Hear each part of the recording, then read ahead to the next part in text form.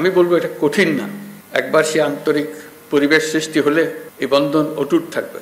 আমাদের সমাজ যে একটা সুশৃঙ্খল সমাজ সেটা প্রমাণিত হবে।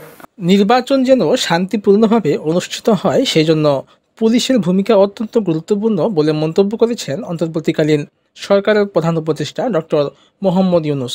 তিনি বলেছেন, মানুষের অধিকার ও ন্যায় বিচার প্রতিষ্ঠায় পুলিশকে দায়িত্বশীল ভূমিকা পালন করতে হবে।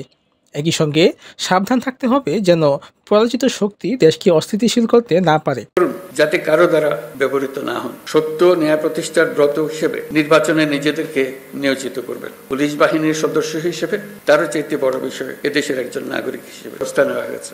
আজ মঙ্গলবার সকাল 10:30টায় রাজারবাগ পুলিশ লাইনে বাংলাদেশ পুলিশ অডিটোরিয়ামে পুলিশ সপ্তাহ 2025 এর উদ্বোধনী অনুষ্ঠানে প্রধান অতিথির বক্তব্যে প্রধান উপদেষ্টা এইসব কথা বলেছেন। তিনি বলেছেন, দেশের আইন শৃঙ্খলা এখন অনেকটা নিয়ন্ত্রণে আনা সম্ভব হয়েছে।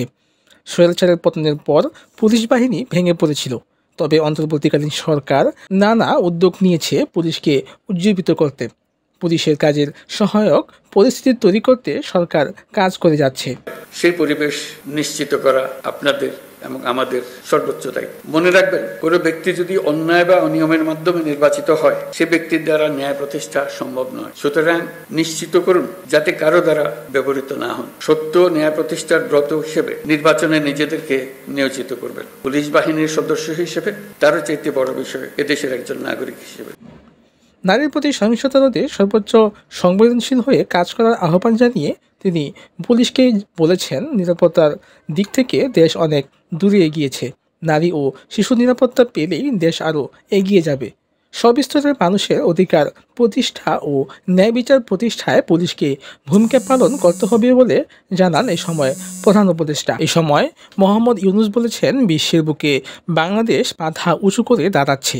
পুলিশ একই স্বপ্ন পূরণে মূল শক্তি। এখন বড় চ্যালেঞ্জ হলো স্বৈরাচার আমলে পুলিশ জনগণের মধ্যে যে দূরত্ব সৃষ্টি করা হয়েছিল তা কমিয়ে পুলিশের প্রতি জনগণের আস্থা ফিরিয়ে আনা। আমাদের সর্বোচ্চ চেষ্টা মানুষ ও পুলিশের মধ্যে দূরত্ব গুছিয়ে ফেলা, যাতে মানুষ পুলিশকে বন্ধু হিসেবে গ্রহণ করে।